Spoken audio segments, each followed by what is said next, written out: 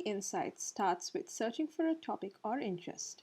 This interest could be related to your product, product category, or industry. Here I have searched for gift, and you can see gift, gift shop, weddings, and parties generated, as well as 57 other interests which are available. If you want to find interests which belong to your customers or to target on Facebook, look at My Customers.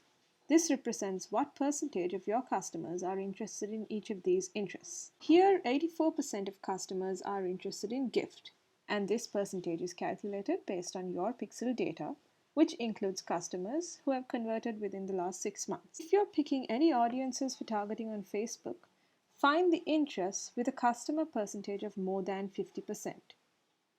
You can look at the competitors' interests as well. Here I have added Amazon.com, and you can see that 72% of Amazon fans are interested in gifts. The competitor you add should be recognized as an interest on Facebook in order to select them from the suggested list. Here the interest gift is already targeted in an existing ad set. So if you target gifts, it will have 100% overlap with the existing ad set. If you want to see this particular ad set, click on this link so it will show you the ad sets targeting this interest, the overlap percentage, the audience size, and the additional reach you can get by targeting this interest. By clicking this, you can see age and gender for each interest suggested by Alavi. Finally, you can add any interest or topic to your shortlist so you can later refer to them by clicking on My Shortlist.